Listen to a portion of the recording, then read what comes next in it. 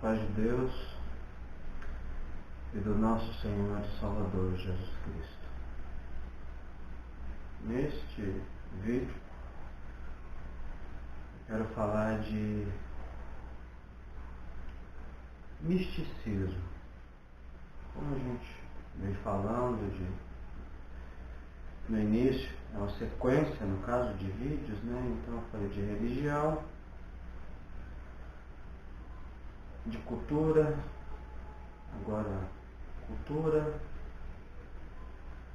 semióforo e agora misticismo.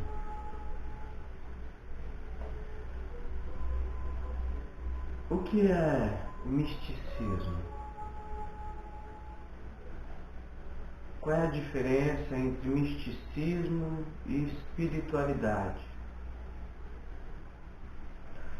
Qual é a diferença da revelação espiritual dada aos profetas, aos apóstolos e à igreja?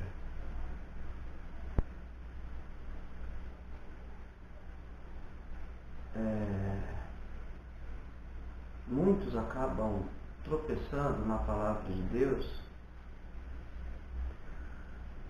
porque não sabe distinguir os níveis de revelação dos profetas e apóstolos e da igreja. É claro que eu gostaria de ser Napoleão, entendeu? Eu gostaria de ser Napoleão. Entendeu? Eu gostaria de ser o Príncipe William. Eu tenho o nome dele. Mas eu não sou o Príncipe William. Entendeu? Eu gostaria de ser Elias. Eu gostaria de ter sido Moisés. Eu gostaria de ter sido Eliseu. Eu gostaria de ter sido.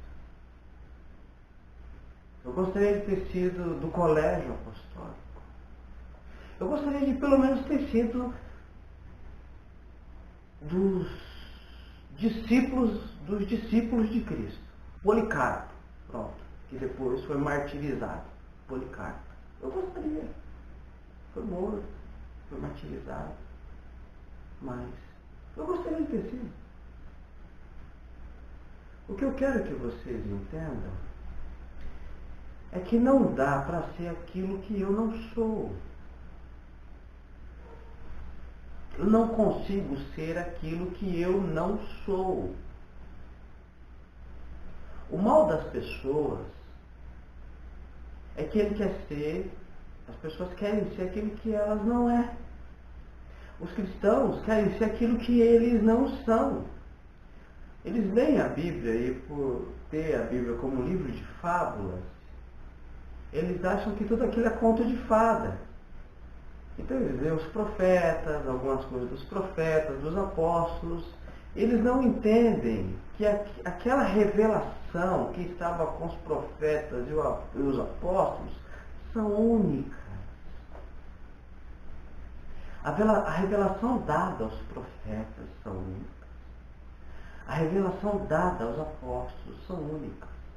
Depois da revelação dos profetas, que vinham profetizando a igreja, Cristo e o que daria sucessivamente na história da igreja, até o milênio, até a segunda vinda de Cristo, até novos céus e nova terra, toda a história que que vem Deus, através do Espírito Santo, foi revelando aos profetas, e depois o Senhor Jesus vem, cumpre todos os profetas, tudo aquilo que falava dele, e seleciona ali alguns homens e capacitam esses homens para o Evangelho, para a sua revelação, daquilo que ainda teria que trazer para fechar o cânon sagrado, as Sagradas Escrituras, a Bíblia Sagrada. Então quando você chega e diz assim, mas Pedro não estudou e Deus revelou para ele, você não é Pedro. Você não é Pedro.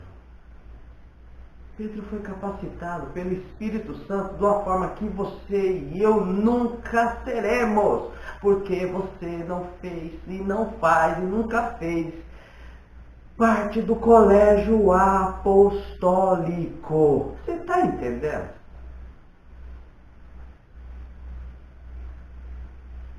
Então não queira se comparar a Pedro, a Paulo, a Tiago, a João, a Elias, a Eliseu, a Moisés, a Daniel. Se submeta à Bíblia. Aprenda o que a Bíblia ensina. Seja edificado na verdade do Evangelho. Compreenda os caminhos de Deus. E aí o Espírito Santo vai fazer você crescer espiritualmente até a toda a compreensão de Deus, a estatura do varão perfeito. Você está entendendo o que é isso? Ser a estatura de varão perfeito não é você viver na religião a sua vida toda e depois morrer. Agora ele chegou a estatura de varão perfeito. E quando ele ficou perfeito, Deus recolheu ele, porque aqui não fica o que há imperfeito. Ele foi indo à perfeição, e aí morreu perfeito lá no fim. Isso não tem base bíblica, isso não é bíblico, isso é mentira.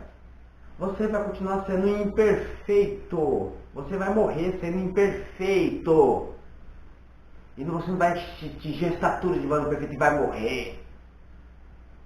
A estatura de varão perfeito espiritual é quando você passa a compreender os caminhos de Deus, a entender a obra da redenção, a obra da justificação, a obra da encarnação, a obra do novo nascimento, a obra da expiação, a obra da propiciação, a obra, a quem é Deus, os seus atributos, a sua essência, a sua natureza trina. Você só consegue crescer espiritualmente quando você passa a aprender. Você não cresce espiritualmente por sensações místicas. Você não é um cabalista. Você é um cristão.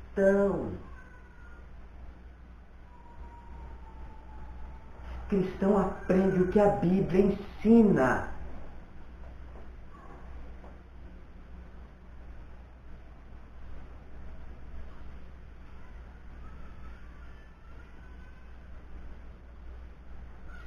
Então não queira ter o mesmo peso dos apóstolos. Não ache que os seus ministros têm o mesmo peso dos apóstolos.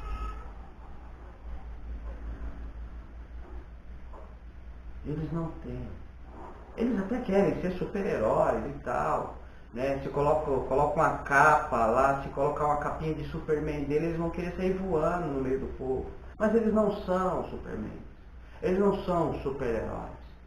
Eles não são Mega Blaster, como eles quer aparecer. Eles não são. Eles são cristãos. Eles deveriam ser cristãos, servos de Deus, que se submete à Bíblia. E o que ela ensina? Coisa que eles não fazem. Eles acham que são mais do que isso. Eles acham que são Elias, Eliseu. Né? Eles acham que são Megas e Blaster. Esse é o grande problema seu. E é o grande problema dessas pessoas que sofrem com problemas, entendeu? De interpretação da Bíblia. E passam a achar que são Shakespeare. E passam a achar que são Napoleão. Está entendendo? Eles não são Shakespeare. Eles não são Napoleão. Eles deveriam apresentar cristãos. Eles não são a última bolacha do pacote. Então, não compare os seus líderes com o colégio apostólico. Pedro, ele não estudou, era um pescador, mas ele teve a intervenção do próprio Espírito Santo. Cristo escolheu a dedo os 12. Você está entendendo o que eu estou querendo falar para você? Para você não me postar, não me fazer mais comentário no canal. Mas ele era bebê, ele não estudava. Dá para entender?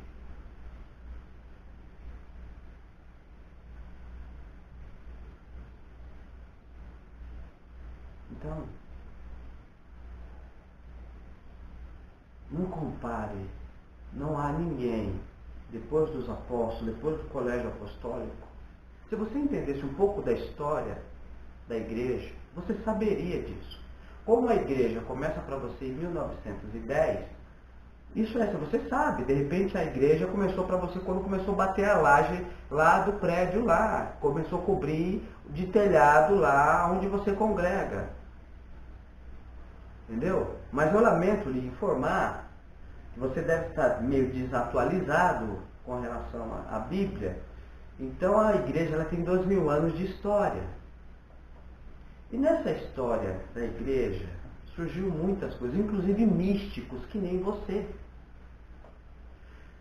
O que aconteceu? Com as mortes dos apóstolos, aquele colégio apostólico, eles tinham a revelação total de quem era Cristo. Eles sabiam que Cristo era Deus encarnado, a segunda pessoa da Trindade distinta do Pai. Eles sabiam disso. Eles tinham a plena consciência disso. A revelação deles é de outro nível. E aí eles deixou uma riqueza imensurável sobre a revelação de Deus nas cartas, no Evangelho. Coisa que você deveria buscar, querer compreender. E não ficar indo buscar palavra para saber o que vai rolar no dia de amanhã. No seu emprego, na sua casa, no seu casamento, com seus filhos, com as suas filhas, com a sua saúde, com a saúde de alguém da sua família. Ao invés de você se preocupar com tudo isso, você deveria se preocupar em aprender o que a Bíblia ensina e se afirmar nas verdades bíblicas. Era isso que você deveria fazer.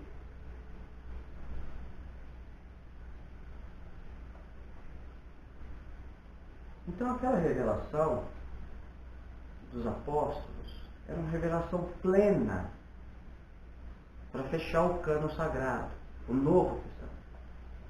Precisava ficar para a igreja, era algo que ia ser para a igreja. Aquela semente do Evangelho, aquele grão que foi semeado, o grão maduro, porque se semeia um grão maduro, então aquele grão maduro que foi semeado, que foi lançado as bases em cima da rocha, Cristo.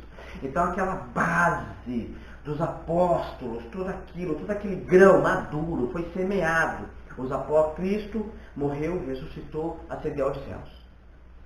Os apóstolos trouxe, o Espírito Santo trouxe a revelação, mas deixou escrito riquezas de palavras imensuráveis para a gente compreender esses mistérios de Deus no Novo Testamento, do Evangelho, da salvação, da redenção, da justificação, da queda do homem, tudo isso.